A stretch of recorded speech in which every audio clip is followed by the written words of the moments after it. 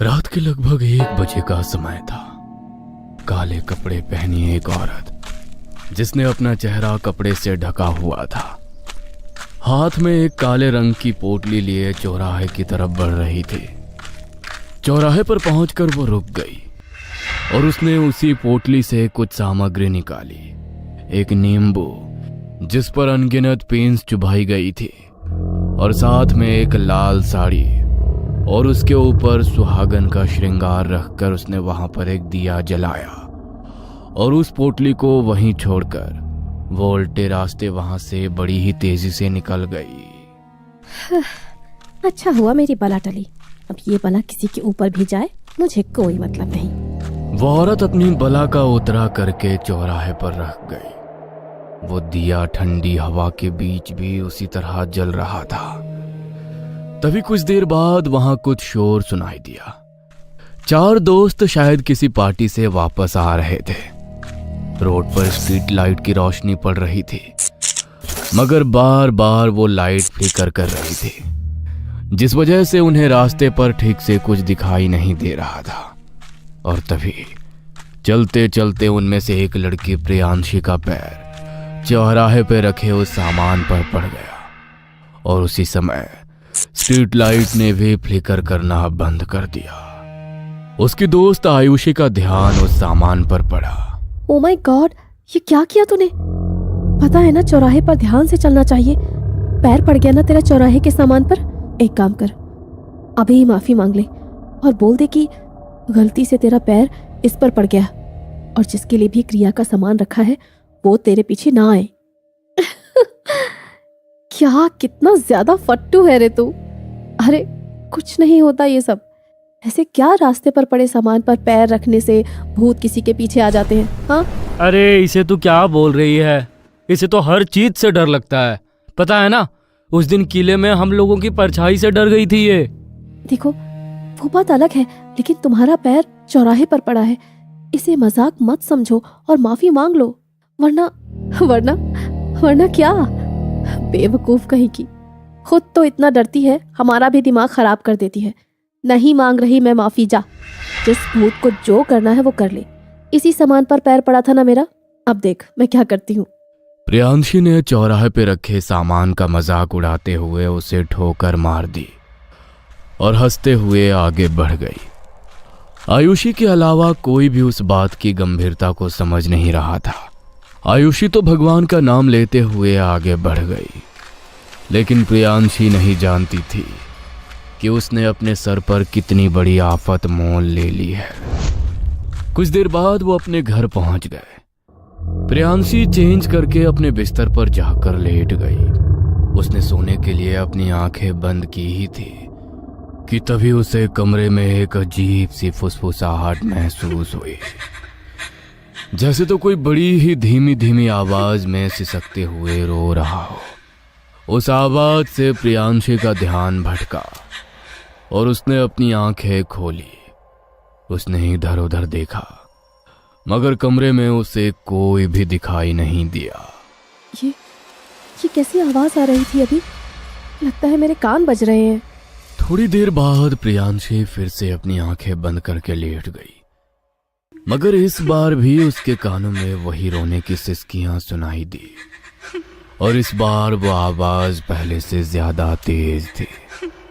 प्रियांशी घबराई और उसने फिर से अपनी आंखें खोलकर इधर उधर देखा।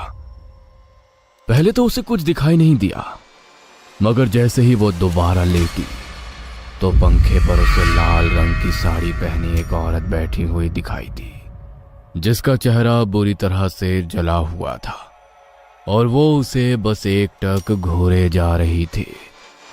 उसे देखकर प्रियांशी को कुछ समझ नहीं आया कि वो उसके आंखों के सामने की हकीकत है या कोई बुरा सपना।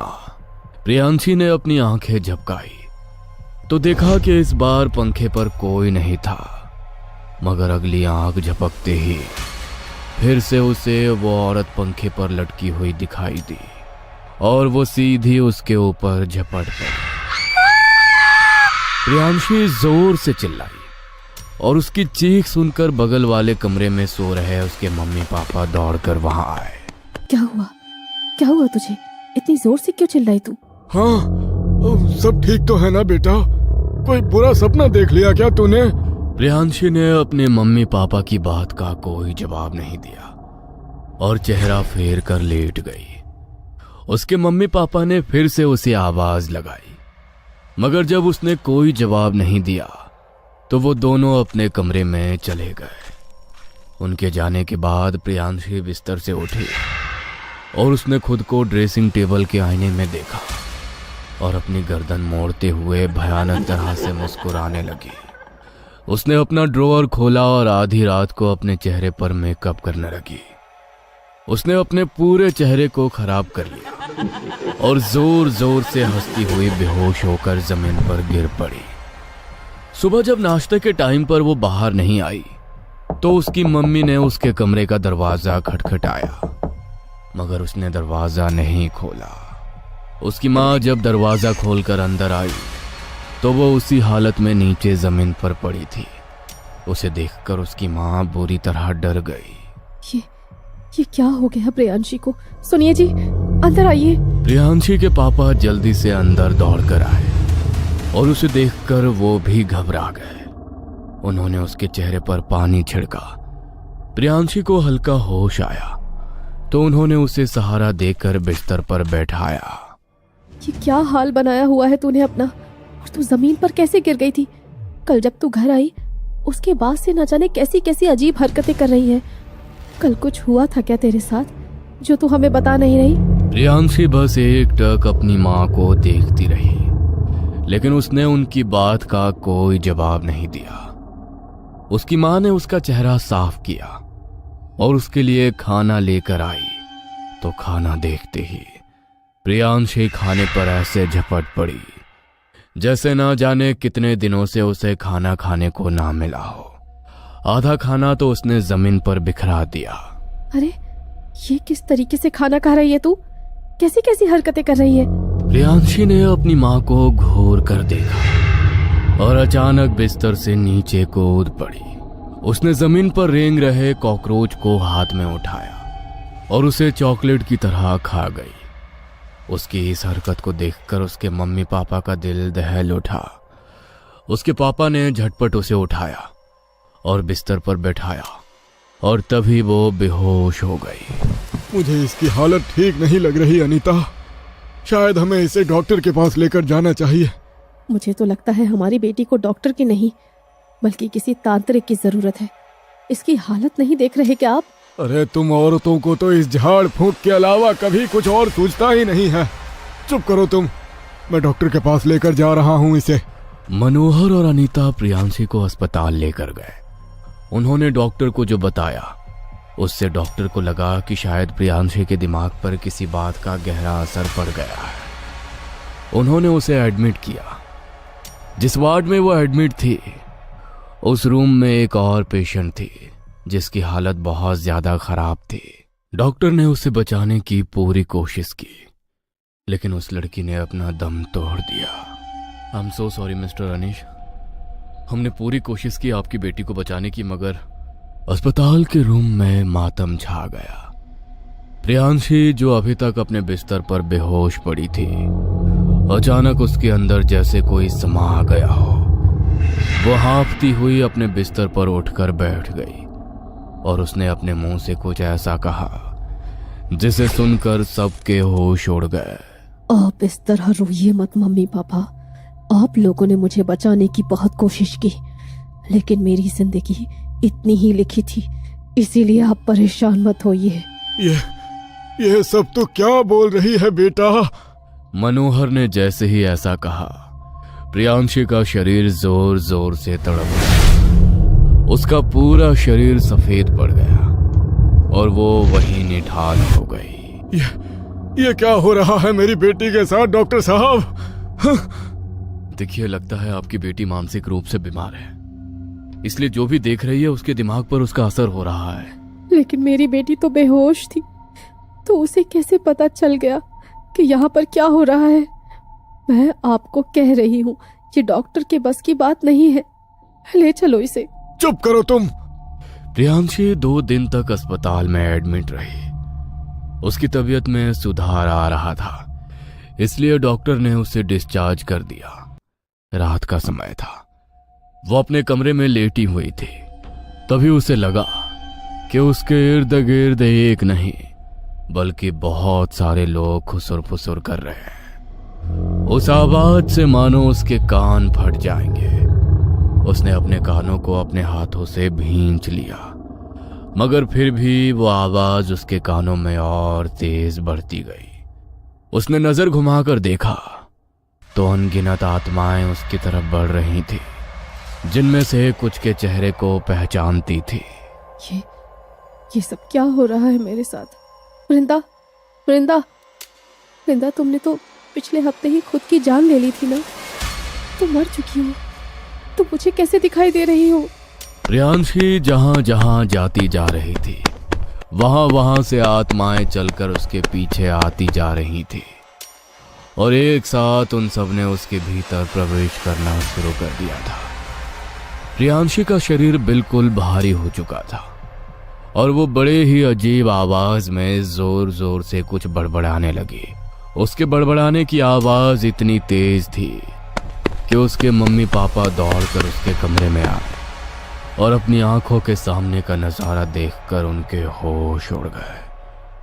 प्रियांशी के शरीर की सारी हड्डियां मुड़ चुकी थी और वो अजीब अजीब आवाजों में बड़बड़ाए जा रही थी। मैंने बोला था ना आपको कि हमारी बेटी को तांत्रिक बाबा की जरूरत है। अभी के अभी लेकर आइए किसी को, वरना इसकी हालत संभलने में नहीं आएगी। ए बुढ़िया, तू चाहे किसी को भी बुला ले, लेकिन अब कुछ नहीं कर पाएगी। इसने खुद अपने अंदर आने का न्योता दिया है, इसीलिए अब कोई इसे हमसे अलग नहीं कर सकता। इसका शरीर अब हमारा घर है। अगर हमें यहाँ से निकालने की कोशिश की तो ये भी फिर हमारे साथ ही जाएगी। प्रियांशी के मुंह से ये सब सुनकर उसके मम्मी पापा के पैरों तले से जमीन खिसक गई। प्रियांशी के शरीर की हर एक हड्डी मुड़ चुकी थी, मगर उसके बाद भी वो बड़े ही भयानक तरीके से मुस्कुरा रही थी। अपने हाथ पैरों पर रेंगती हुई वो अपने मम्मी पापा की तरफ बढ़ने लगी। उसके पापा ने हिम्मत करके अनीता का हाथ पकड़ा और जल्दी से उसे कमरे के बाहर खींचकर कमरे को बाहर से बंद कर दिया। मुझे पहले ही तुम्हारी बात मान लेनी चाहिए थी। अगर पहले तांत्रिक बाबा के पास चले गए होते तो प्रियांशी की हालत इतनी खराब ना होती। जैसे जैसे वे बातें करते जा रहे थे, वैसे वैसे अंदर से आने वाली प्रियांशी के हंसने की आवाज और ज्यादा भयानक होती जा रही थी। उसकी मां घबराते हुए घर के मंदिर वाले कमरे की तरफ दौड़ी। उन्होंने आधी रात को ही मंदिर में दिया जलाया और माता रानी की आरती गाने लगी और उसी वक्त प्रियांशी के कमरे से उसकी चीखों की आवाज सुनाई दी। लेकिन उनके अंदर इतनी हिम्मत नहीं हो रही थी कि वो उसके कमरे का दरवाजा खोलकर उसके पास जा सके। कुछ देर तक चीखने के बाद कमरे से उसकी आवाजें आनी बंद हो गई। मनोहर और अनीता ने चैन की सांस ली और मंदिर वाले कमरे में ही बैठ गए। इस कमरे में कही हुई बातें शायद वो आत्माएं सुन नहीं सकेंगी। मैं कल सुबह होते ही तांत्रिक बाबा के पास जाऊंगा। अब हम एक और दिन भी इंतजार नहीं कर सकते। अगली सुबह घर में बिल्कुल खामोशी थी, मगर शाम होते ही फिर से प्रियांशी के कमरे से वैसे ही हंसी की आवाज सुनाई देने लगी। दीवार को कुरेदने की आवाजें बाहर तक जा रही थी। उसकी उंगलियों का मांस फट चुका था और खून बहकर फर्श पर गिरने लगा था। उसकी मां ने कमरे का दरवाजा खोला और उसकी हालत देखकर उसकी आंखें फटी की फटी रह गईं। प्रियांशी उन्हें देखकर जोर जोर से हंसने लगी। तभी अचानक प्रियांशी का चेहरा गंभीर हो गया। कमरे के बाहर तांत्रिक बाबा खड़े थे, जिन्होंने कमरे के बाहर एक रक्षा घेरा खींच दी थी। उन्होंने कमरे के भीतर प्रवेश किया तो प्रियांशी आक्रामक हो गई और अलग अलग आवाजों में फिर से बड़बड़ाने लगी। तुझे क्या लगता है तो इसे बचा लेगा? इसने खुद हमें अपने शरीर में प्रवेश करने का आमंत्रण दिया है। इसने मेरा अपमान किया और मेरी क्रिया के सामान को ठोकर मारी, इसलिए मुझे इसके साथ चलकर इसके साथ आना पड़ा और अब मैं इसे नहीं छोड़ सकती। मुझे इसका शरीर चाहिए। तांत्रिक बाबा समझ गए थे कि उसके साथ एक के साथ बहुत सी आत्माएं बंध गई हैं, मगर इसका कारण उन्हें समझ नहीं आ रहा था। इसलिए उन्होंने प्रियांशी के इर्द गिर्द गोल घेरा बना दिया ताकि वो उससे बाहर ना निकल सके, और वहीं पर एक अग्निकुंड जलाकर बैठ गए। उन्होंने मंत्र पढ़ते हुए ध्यान लगाए तो उन्हें अपनी आंखों के सामने सब कुछ नजर आने लगा, मगर उनका चेहरा निराशा से मुरझा गया। वो कमरे में जलती हुई अग्नि छोड़कर बाहर आ गए। क्या हुआ बाबा, आप बाहर क्यों आ गए? मेरी बेटी ठीक हो गई? माफ करना, लेकिन तुम्हारी बेटी को मैं ठीक नहीं कर सकता। उसने चौराहे पर रखी क्रिया सामग्री का अपमान किया और खुद उस आत्मा को अपने पीछे आने पर उकसा दिया। और एक बार यदि कोई आत्मा इंसानी शरीर के अंदर प्रवेश कर जाती है तो उस शरीर के भीतर आत्माओं के प्रवेश का द्वार खुल जाता है। इसलिए जो भी भटकती आत्मा तुम्हारी बेटी को देखती है उस द्वार को खुला पाकर उसके भीतर प्रवेश कर जाती है। उसके शरीर में इतनी अनगिनत आत्माएं प्रवेश कर चुकी हैं कि मैं उनकी गिनती तक नहीं कर सकता। तो उनसे तुम्हारी बेटी को बचाना तो मेरे लिए असंभव हो चुका है। मैं इसमें तुम्हारी कोई मदद नहीं कर सकता। मुझ अकेले के पास इतनी शक्ति नहीं है। ऐसा मत कहिए बाबा। अरे मैं तो आपके पास बहुत आस लगा कर आया था। अगर आप भी इस तरह से हमारी मदद करने से इनकार कर देंगे तो मेरी बेटी को कौन बचाएगा? महायज्ञ करना होगा जिसमें 51 अघोरी एक साथ बैठकर यज्ञ करेंगे, क्योंकि इतनी आत्माओं को केवल वो अघोरी ही संभाल सकते हैं। तब तक ये रक्षा की रेखा तुम्हारी बेटी की रक्षा करेगी।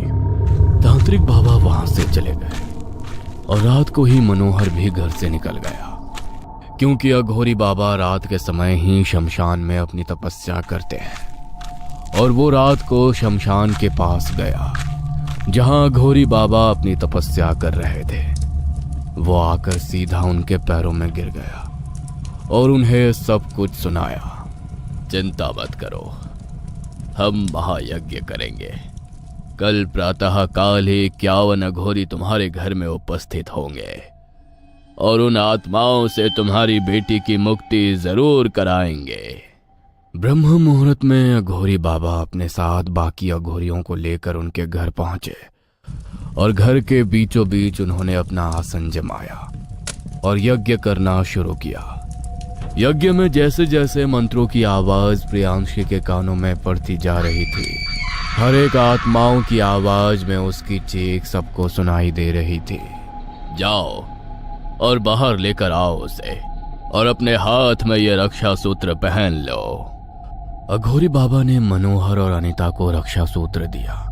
वो दोनों रक्षा सूत्र पहनकर अंदर प्रियांशी के कमरे में गए और उसे पकड़कर घसीटते हुए बाहर लेकर आए। उसने बाहर ना आने की पूरी कोशिश की, मगर मंत्रों की शक्ति के आगे वो कमजोर पड़ने लगी। 51 अघोरियों के महायज्ञ में पहुंचने वाले हर एक मंत्र से मानो उसके शरीर से एक एक आत्मा निकलती जा रही थी।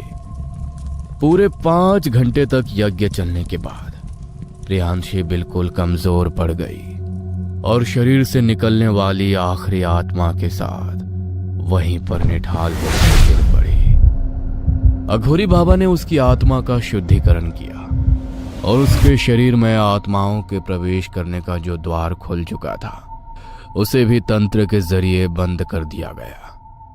उसके हाथ पर और गले में उन्होंने रक्षा सूत्रों को बांध दिया। समय रहते मनोहर को अपनी बेटी की जान बचाने का रास्ता मिल गया, इसलिए उसकी जान बच गई, वरना कुछ दिनों के भीतर ही वो अपनी जान से हाथ धो बैठती। इसलिए कहा जाता है कि चौराहे पर रखी क्रिया सामग्री से हमें सावधान रहना चाहिए, क्योंकि हम नहीं जानते कि वो क्रिया सामग्री कितने खतरनाक आत्मा के साथ जुड़ी है और वो आपके भीतर कितनी आत्माओं को निमंत्रण दे सकती है और आपका शरीर अनगिनत आत्माओं का घर बन सकता है। झोपड़ियों के आसपास एक अजीब और डरावना माहौल था। झोपड़ियों के चारों ओर कई औरतें थीं जो अपने सिर को जोर जोर से हिला रही थी। उन सबका ध्यान एक बूढ़ी औरत पर था जो झोपड़ी के अंदर एक खूबसूरत दुल्हन को सजा रही थी। उस औरत के कपड़े काले और मैले थे जो उसे और भी डरावना बना रहे थे। उसके चेहरे पर कई झुर्रियां थी। तभी बूढ़ी औरत ने एक कटोरा जो नीचे रखा था जिसमें खून भरा हुआ था, बूढ़ी औरत ने अपने अंगूठे को कटोरे में डुबोया और फिर उसे दुल्हन के माथे पर तिलक लगाया। तभी झोपड़ी के बाहर अचानक एक तेज रोशनी चमकी जिसने पूरे माहौल को खौफनाक कर दिया। उस चमक के साथ ही एक काली आकृति प्रकट हुई। यह आकृति 6 फुट लंबी, विशाल और शैतान जैसी दिखने वाली थी। उसका चेहरा चौड़ा, भयानक और कंकाल की तरह था। बूढ़ी औरत ने पीछे हटकर उस शैतान जैसे दिखने वाले को रास्ता दिया। दुल्हन ने उस शैतान के हाथों में हाथ देकर उसे अपने साथ ले गया। 9 महीने बाद उसी जगह पर एक और भयानक दृश्य था। झोपड़ी के अंदर से एक औरत अपने बच्चे को जन्म देने वाली थी। कुछ देर बाद अचानक झोपड़ी के अंदर से एक बच्चे की किलकारी गूंजने लगी। मुबारक हो, लड़का हुआ। ये सुनते ही औरतें खुशी से जोर जोर से अजीब डरावनी आवाजों में चीखने लगी। तभी उस बूढ़ी औरत को एक आभास हुआ। उसी वक्त एक काले रंग का कुत्ता वहां आ गया। उसकी आंखें पूरी तरह से लाल थी और उसमें एक अजीब सी चमक थी। बूढ़ी औरत ने बच्चे को अपने गोद में लेते हुए उस कुत्ते से कहा, वो आ रहे हैं। इससे पहले कि वो इसे मार दे, इसे अपनी किस्मत की ओर ले जाओ। बच्चा काले कपड़े में लपेटा हुआ था। उस बच्चे के हाथ पर एक इंसानी खोपड़ी जैसा निशान था जो अंधेरे में चमक रहा था। उस कुत्ते ने बिना अपने दांतों को बच्चे को चुभाए बच्चे को पकड़ा और वहां से जंगल में भाग गया। तभी वहां मशाले लेकर कुछ ऋषि लोग आ पहुंचे। चलाओ इन शैतानों के पुजारियों को। ऋषियों ने झोपड़ी और तंबू को चारों ओर से घेर लिया और उसमें आग लगा दी। ऋषियों ने चारों ओर खोजबीन की, मगर जिस चीज की तलाश में वे थे वो उन्हें नहीं मिली। वे सब निराश होकर अपने गुरु वरिष्ठ शास्त्री के पास पहुंचे और बोले, शास्त्री जी, हमने उसे हर जगह खोजा मगर वो हमें कहीं नहीं मिला। शास्त्री जी ने गंभीरता से कहा, ये वही मनहूस रात है जिसका हमें वर्षों से इंतजार था। आज से नहीं बल्कि अभी से शुरू होती है हमारी असली तलाश, क्योंकि वो इस दुनिया में आ चुका है। दूसरी ओर कुंदेरा के मंत्री का घर रोशनी से जगमगा रहा था। हर कोना सजा हुआ था जैसे कोई उत्सव मनाया जा रहा हो, लेकिन घर के अंदर माहौल थोड़ा गंभीर था। मंत्री की पत्नी मृदुला अपने कमरे में थी। वो पीड़ा से गुजर रही थी। कमरे में डॉक्टर और नर्सें मौजूद थी और मंत्री, जिनका नाम ठाकुर विक्रम सिंह था, वो और उनके गुरुजी बाहर टहल रहे थे। डॉक्टर ने मृदुला को कहा, रिलैक्स मृदुला जी, सब ठीक है। आपको घबराने की जरूरत नहीं है, बस थोड़ी हिम्मत रखिए। कुछ देर बाद कमरे के अंदर से एक तेज और प्यारी आवाज आई। वो एक नवजात शिशु की किलकारी थी, लेकिन घर के पीछे के दरवाजे से एक अजीब आदमी चुपचाप अंदर आया। वो लंबा और दुबला था। उसके कपड़े मैले कुचैले और चेहरे पर अजीब सा भाव था। उसकी आंखें गहरी थी। वो आदमी के हाथ में एक बच्चा भी था। वो बिना किसी को देखे सीधे कमरे की ओर बढ़ा। कमरे के अंदर मौजूद नर्स ने उसे देखा और उसने मंत्री की बेटी को चुपचाप एक बेटे से बदल दिया। तुम जानते हो कि क्या करना है। इसे कहीं दूर फेंक देना या फिर मार देना। नर्स के हाथों पर एक अजीब चमकता हुआ निशान दिखा, जो ठीक वैसा ही था जैसा उस नवजात बच्चे के हाथ पर था। नर्स ने बच्ची को कपड़े में लपेटा और चुपचाप उसे उस आदमी के हवाले कर दिया। उस आदमी ने बच्ची को अपने हाथों में लिया और बिना एक शब्द कहे पीछे के दरवाजे से बाहर निकल गया। थोड़ी देर बाद नर्स ने अपने चेहरे पर एक अजीब मुस्कान के साथ कमरे से बाहर आकर मंत्री ठाकुर विक्रम सिंह से कहा, मंत्री जी बधाई हो, आपके घर बेटे का जन्म हुआ है। माँ और बच्चा दोनों स्वस्थ हैं। मंत्री ठाकुर विक्रम सिंह ने राहत की सांस ली और खुशी से नर्स का धन्यवाद किया। वो आदमी बच्ची को लेकर घने जंगल में पहुंचा। उस आदमी ने बच्चे को एक बड़े पत्थर पर रखा और अपनी कुल्हाड़ी से उसे मार दिया। 15 साल बाद मृदुला सुबह भगवान की पूजा कर रही थी। उस दिन भी पूजा के बाद उन्होंने अपने बेटे विराट को बुलाया। विराट, इधर आओ, भगवान का प्रसाद लो। विराट, जो 15 साल का हो गया था, अपनी मां की बात को अनसुना कर दिया। वो पूजा में कोई रुचि नहीं दिखा रहा था। मृदुला के चेहरे पर चिंता की लकीरें उभर गई थी। ये लड़का भगवान के प्रसाद को क्यों नहीं लेता? मुझे तो इसकी बहुत चिंता होती है। ठाकुर विक्रम सिंह ने कहा, जो पास ही खड़े थे। छोड़ो मृदुला, बच्चे बड़े हो रहे हैं, शायद ये उनकी उम्र का असर है। मैं दफ्तर जा रहा हूं, तुम चिंता मत करो। ठाकुर विक्रम सिंह अपने कार्यालय में पहुंचे और अपने काम में व्यस्त हो गए। कुछ देर बाद उनके सहायक ने अंदर आकर कहा, मंत्री जी, बाहर एक साधु आपसे मिलने आए हैं। वो कह रहे हैं कि आपसे मिलना बहुत जरूरी है। ठाकुर विक्रम सिंह ने सहायक को साधु को अंदर लाने के लिए कहा। कुछ ही पल में एक लंबा, जिसने लाल रंग के कपड़े पहने थे, तेज नजरों वाला साधु कमरे में दाखिल हुआ। साधु ने ठाकुर विक्रम सिंह को देखते ही कहा, मंत्री जी, मैं आपको एक बहुत जरूरी बात बताने आया हूं। ये बात आपके बेटे विराट से जुड़ी है। आपके बेटे के हाथ पर यह पवित्र धागा बांधना अत्यंत आवश्यक है। यह धागा एक बड़े संकट से आपको बचा सकता है।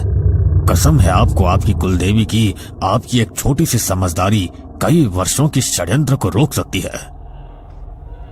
ठाकुर विक्रम सिंह गंभीरता से कहा, षड्यंत्र? ये आप क्या कह रहे हैं? मेरे बेटे के साथ ऐसा क्या हो सकता है? देखिए, 15 साल पहले जो कुछ भी हुआ था वो आपके बेटे के भाग्य को बदलने के लिए किया गया था।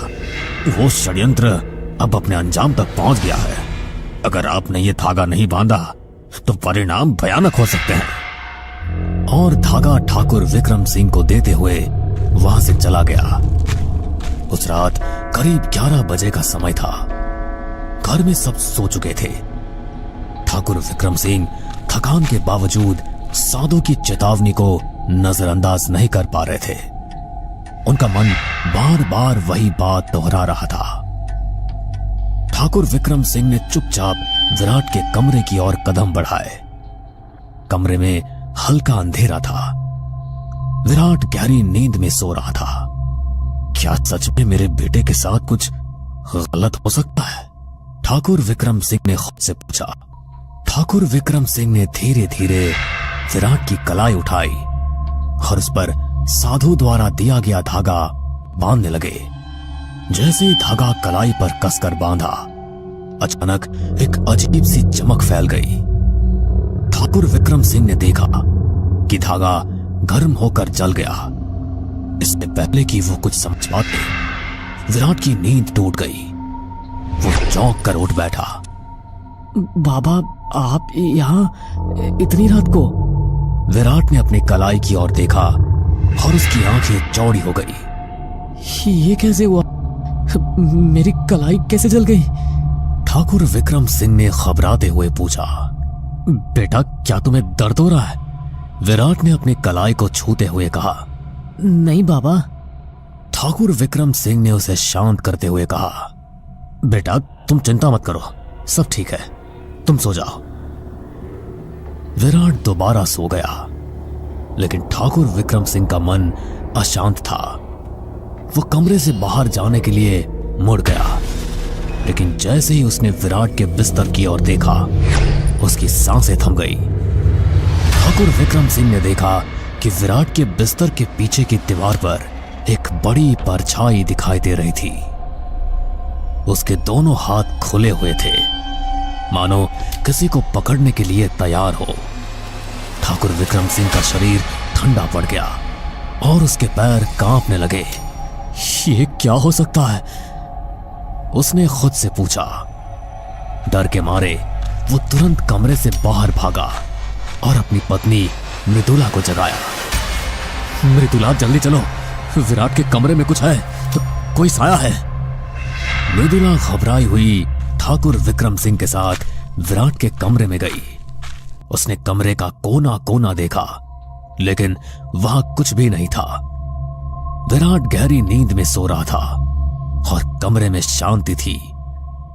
मृदुला ने ठाकुर विक्रम सिंह से कहा, यहाँ तो कुछ भी नहीं है, आप बेवजह परेशान हो रहे हैं, शायद आप बहुत थक गए हैं। ठाकुर विक्रम सिंह ने इशारा करते हुए कहा, नहीं मृदुला, मैंने अपनी आंखों से देखा था।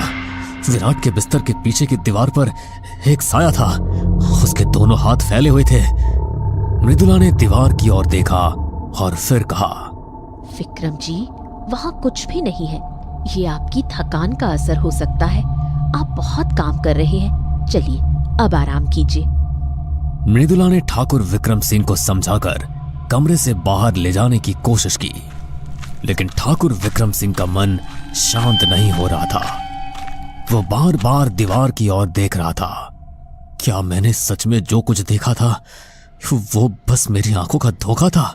ठाकुर विक्रम सिंह ने सोचा। उस रात ठाकुर विक्रम सिंह को नींद आ गई। उसका मन बार बार उसी साए के बारे में सोचता रहा। क्या ये साधु के दिए धागे का असर है, या विराट के साथ कुछ बड़ा खतरा जुड़ा हुआ है? अगले दिन जब मंत्री ठाकुर विक्रम सिंह अपने कार्यालय में काम कर रहे थे, तो वही साधु फिर से उनके पास आया। साधु ने गंभीर स्वर में पूछा, मंत्री जी, क्या आपने अपने बेटे के हाथ पर वो धागा बांध दिया था? ठाकुर विक्रम सिंह ने नाराजगी से जवाब दिया, देखिए, अब आप मेरे बेटे से दूर रहिए।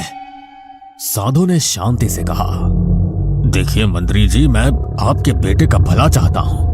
ये धागा आपके बेटे की सुरक्षा के लिए था। अगर आप मेरी बात नहीं मानेंगे तो आपके परिवार पर संकट आ सकता है। ठाकुर विक्रम सिंह ने गुस्से में कहा, आप अपनी बातों से मुझे डराने की कोशिश मत कीजिए। मैं अपने परिवार की सुरक्षा कर सकता हूं। कृपया आप यहां से चले जाइए। हाँ, ठीक है मंत्री जी, मैं आपके बेटे के बारे में अब कुछ भी नहीं कहूंगा, लेकिन अगर आप अपने परिवार को किसी अनहोनी से बचाना चाहते हैं तो आपको मेरे साथ चलना होगा। ठाकुर विक्रम सिंह ने हैरानी से पूछा, आप मुझे कहां ले जाना चाहते हैं? मुझे आपको अपने गुरु वरिष्ठ शास्त्री जी के पास ले जाना है। वही ही आपको इस संकट का समाधान बता सकते हैं। ठाकुर विक्रम सिंह ने गुस्से में कहा, मैं कहीं नहीं जाऊंगा।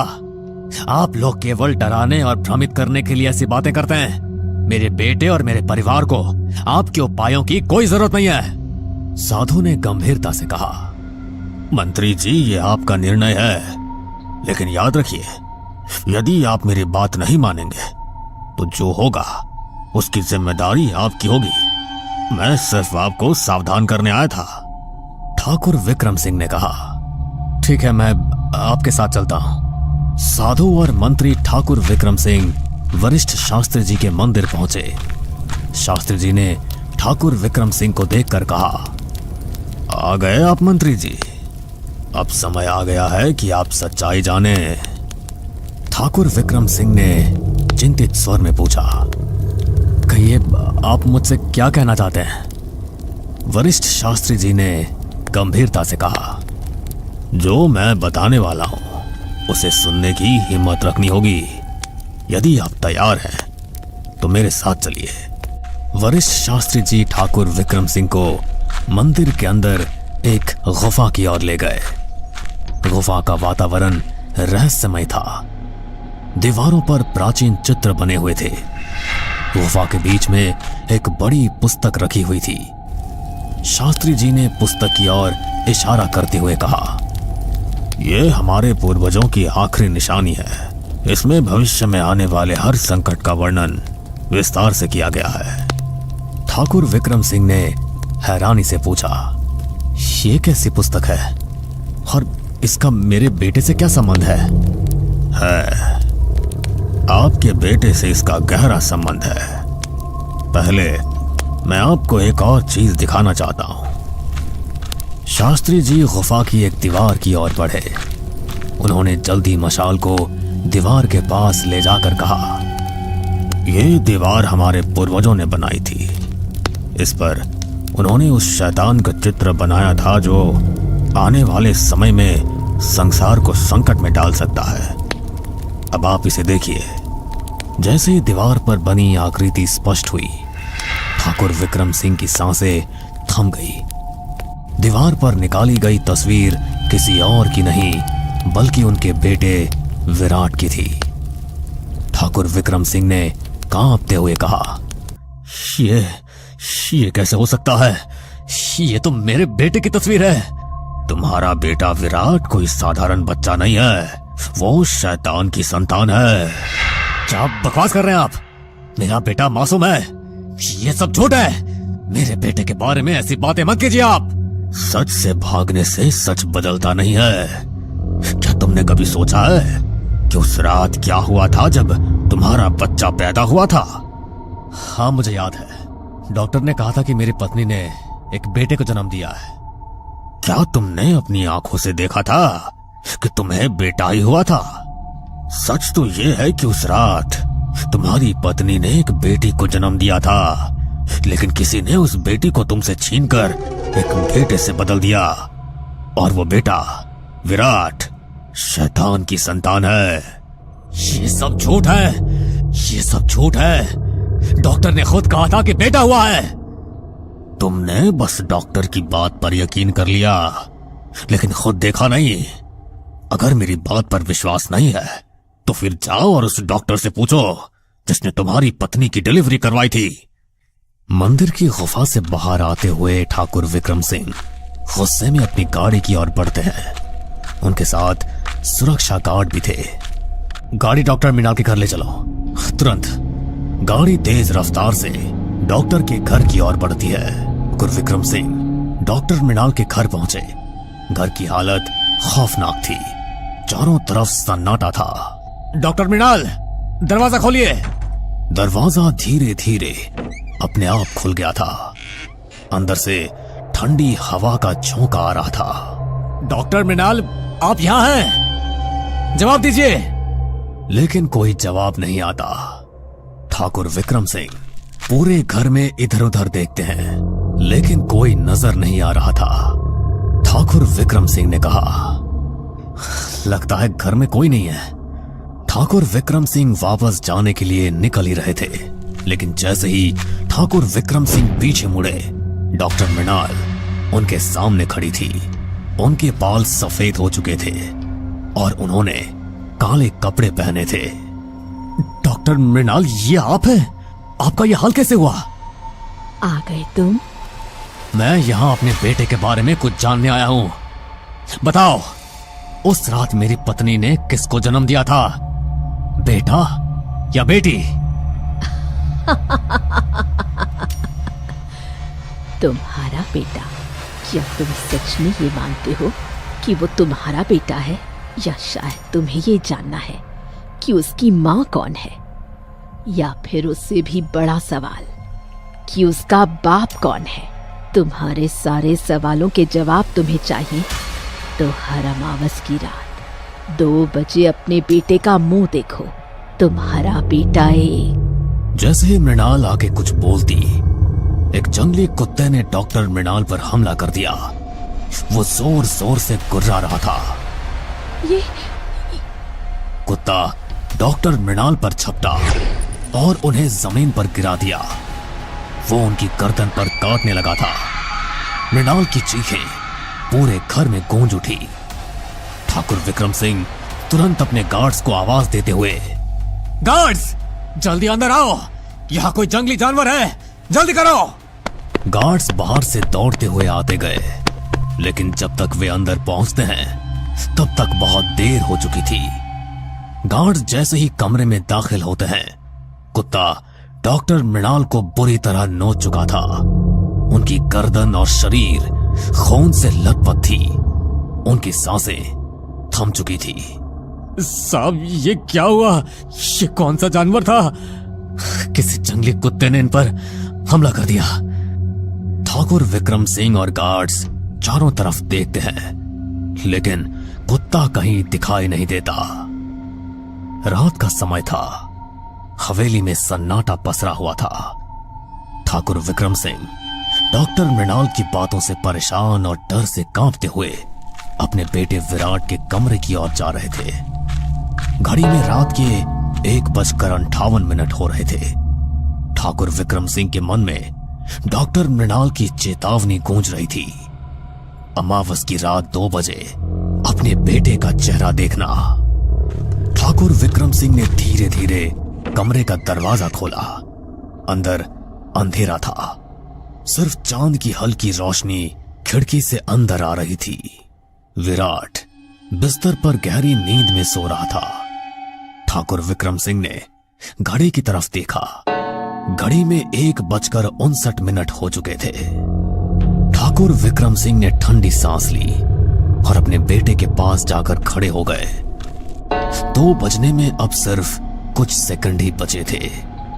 जैसे ही घड़ी का कांटा 2 पर पहुंचा, ठाकुर विक्रम सिंह ने कांपते हुए विराट के चेहरे से चादर हटाई और फिर ठाकुर विक्रम सिंह का दिल दहशत से भर गया।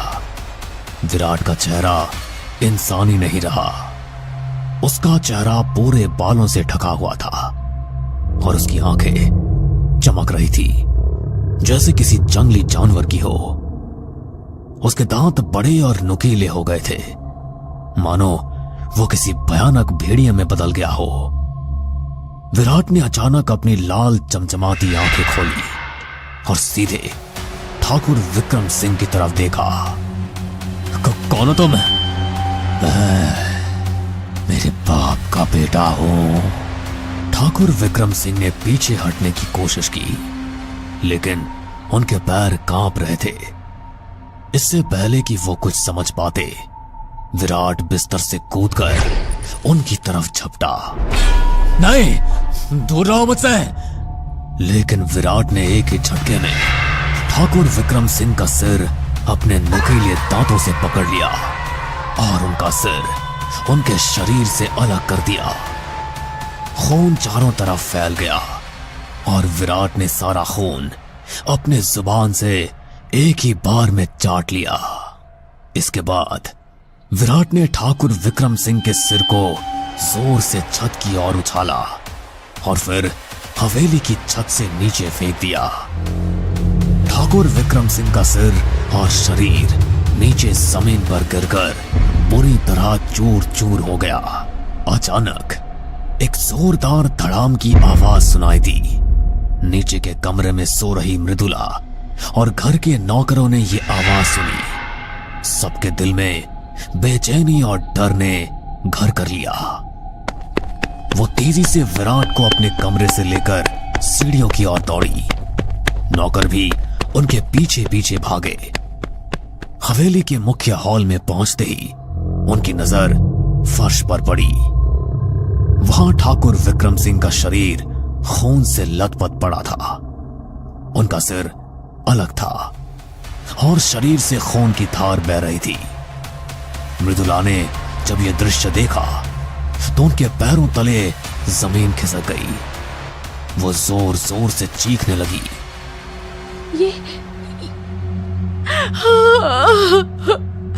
विक्रम जी, ये क्या हो गया? आप हमें छोड़कर कैसे जा सकते हैं?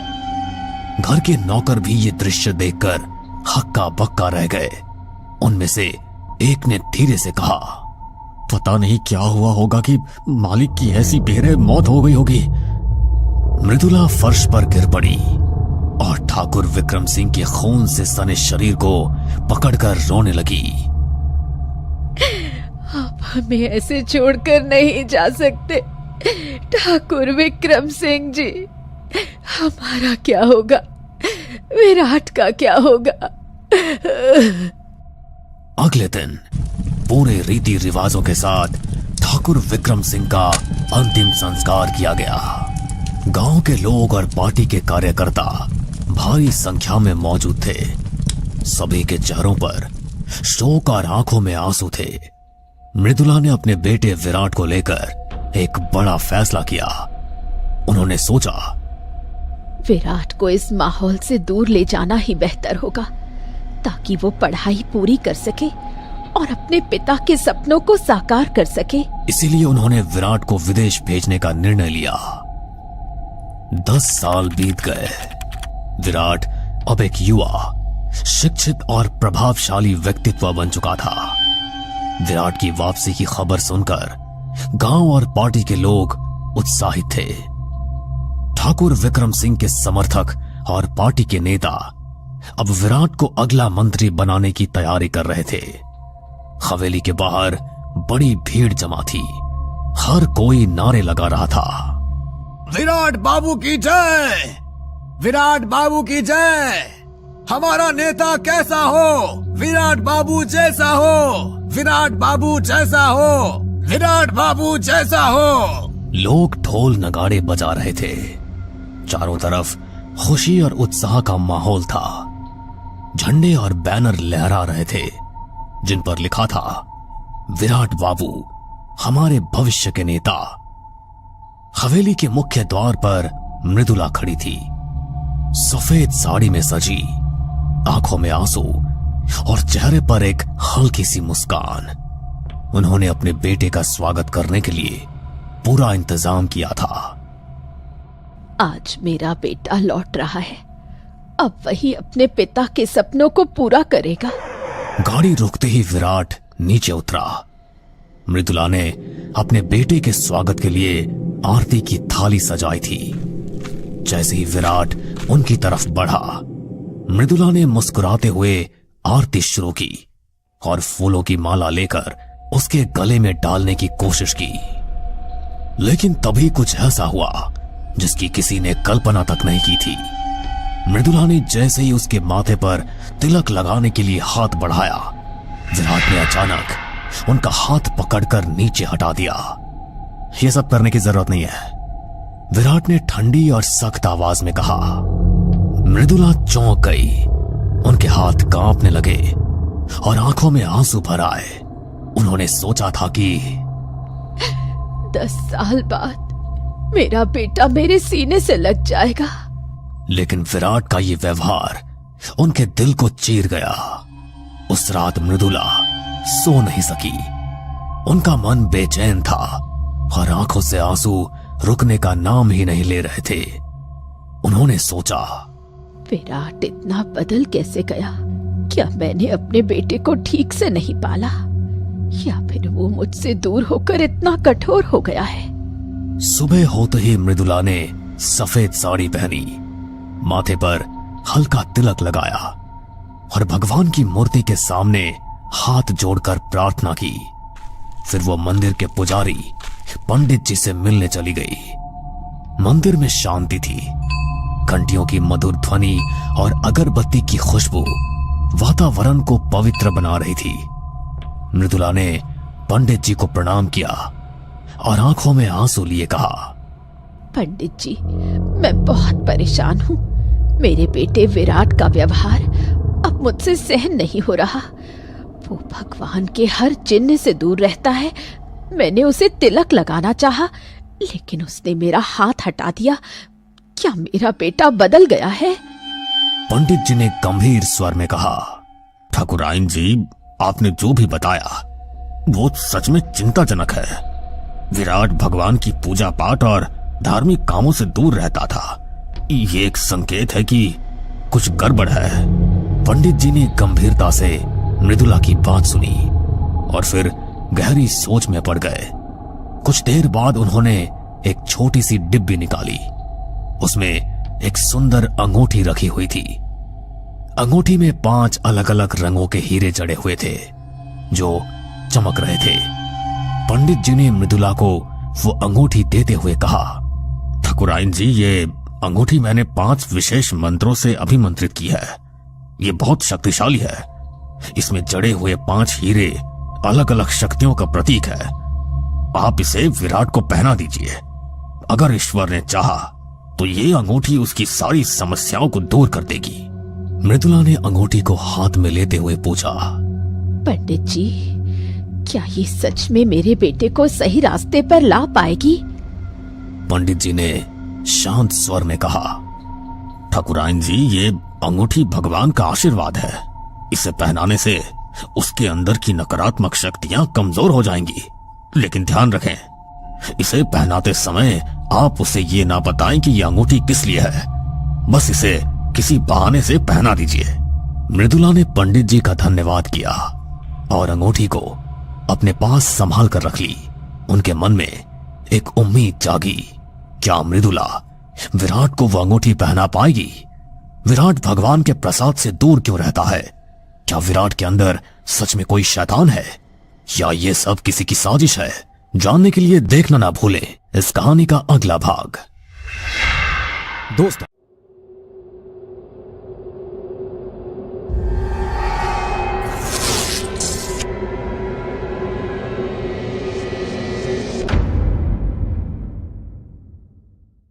रात के लगभग 1 बजे का समय था। काले कपड़े पहनी एक औरत, जिसने अपना चेहरा कपड़े से ढका हुआ था, हाथ में एक काले रंग की पोटली लिए चौराहे की तरफ बढ़ रही थी। चौराहे पर पहुंचकर वो रुक गई और उसने उसी पोटली से कुछ सामग्री निकाली। एक नींबू जिस पर अनगिनत पेंस चुभाई गई थी और साथ में एक लाल साड़ी और उसके ऊपर सुहागन का श्रृंगार रखकर उसने वहां पर एक दिया जलाया और उस पोटली को वहीं छोड़कर वो उल्टे रास्ते वहां से बड़ी ही तेजी से निकल गई। अच्छा हुआ मेरी बला टली। अब ये बला किसी के ऊपर भी जाए, मुझे कोई मतलब नहीं। वो औरत अपनी बला का उतरा करके चौराहे पर रख गई। वो दिया ठंडी हवा के बीच भी उसी तरह जल रहा था। तभी कुछ देर बाद वहां कुछ शोर सुनाई दिया। 4 दोस्त शायद किसी पार्टी से वापस आ रहे थे। रोड पर स्ट्रीट लाइट की रोशनी पड़ रही थी, मगर बार बार वो लाइट फ्लिकर कर रही थी, जिस वजह से उन्हें रास्ते पर ठीक से कुछ दिखाई नहीं दे रहा था। और तभी चलते चलते उनमें से एक लड़की प्रियांशी का पैर चौराहे पे रखे उस सामान पर पड़ गया और उसी समय स्ट्रीट लाइट ने भी फ्लिकर करना बंद कर दिया। उसकी दोस्त आयुषी का ध्यान उस सामान पर पड़ा। ओ माय गॉड, ये क्या किया तूने? पता है ना चौराहे पर ध्यान से चलना चाहिए। पैर पड़ गया ना तेरा चौराहे के सामान पर। एक काम कर, अभी ही माफी मांग ले और बोल दे कि गलती से तेरा पैर इस पर पड़ गया और जिसके लिए भी क्रिया का सामान रखा है वो तेरे पीछे ना आए। क्या कितना ज्यादा फट्टू है रे तू।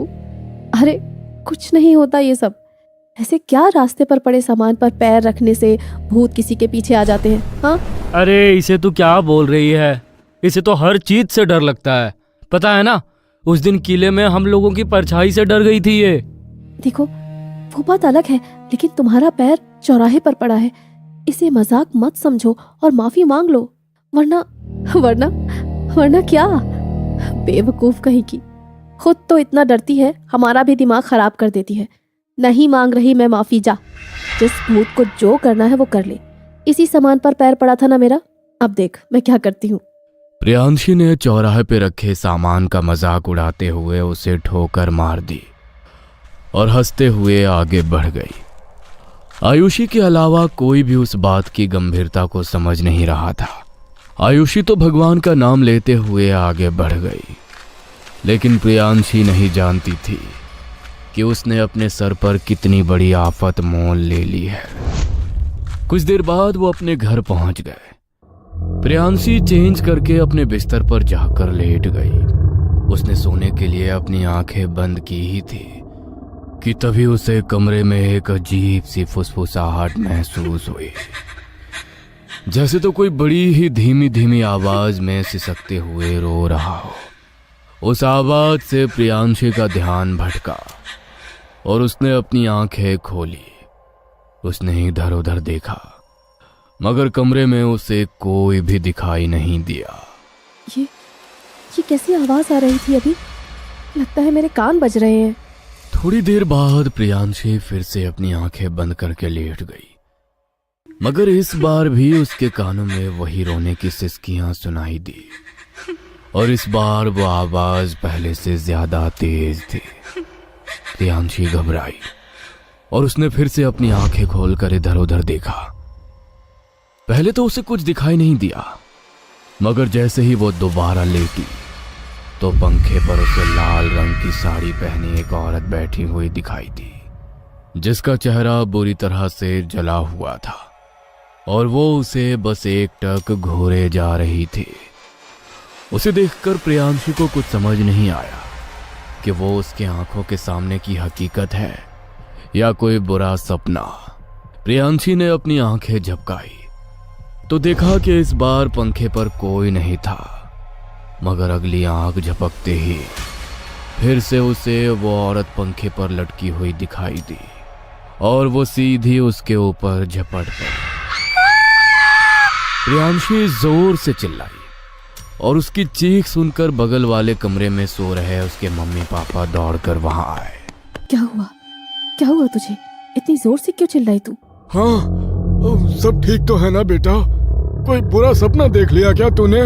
प्रियांशी ने अपने मम्मी पापा की बात का कोई जवाब नहीं दिया और चेहरा फेर कर लेट गई। उसके मम्मी पापा ने फिर से उसे आवाज लगाई, मगर जब उसने कोई जवाब नहीं दिया तो वो दोनों अपने कमरे में चले गए। उनके जाने के बाद प्रियांशी बिस्तर से उठी और उसने खुद को ड्रेसिंग टेबल के आईने में देखा और अपनी गर्दन मोड़ते हुए भयानक तरह से मुस्कुराने लगी। उसने अपना ड्रॉअर खोला और आधी रात को अपने चेहरे पर मेकअप करने लगी। उसने अपने पूरे चेहरे को खराब कर लिया और जोर जोर से हंसती हुई बेहोश होकर जमीन पर गिर पड़ी। सुबह जब नाश्ते के टाइम पर वो बाहर नहीं आई तो उसकी मम्मी ने उसके कमरे का दरवाजा खटखटाया, मगर उसने दरवाजा नहीं खोला। उसकी माँ जब दरवाजा खोलकर अंदर आई तो वो उसी हालत में नीचे जमीन पर पड़ी थी। उसे देखकर उसकी माँ बुरी तरह डर गई। ये क्या हो गया प्रियांशी को? सुनिए जी, अंदर आइए। प्रियांशी के पापा जल्दी से अंदर दौड़कर आए और उसे देखकर वो भी घबरा गए। उन्होंने उसके चेहरे पर पानी छिड़का। प्रियांशी को हल्का होश आया तो उन्होंने उसे सहारा देकर बिस्तर पर बैठाया। ये क्या हाल बनाया हुआ है तूने अपना? और तू जमीन पर कैसे गिर गई थी? कल जब तू घर आई उसके बाद से न जाने कैसी कैसी अजीब हरकतें कर रही है। कल कुछ हुआ था क्या तेरे साथ जो तू हमें बता नहीं रही? प्रियांशी बस एकटक अपनी माँ को देखती रही, लेकिन उसने उनकी बात का कोई जवाब नहीं दिया। उसकी माँ ने उसका चेहरा साफ किया और उसके लिए खाना लेकर आई।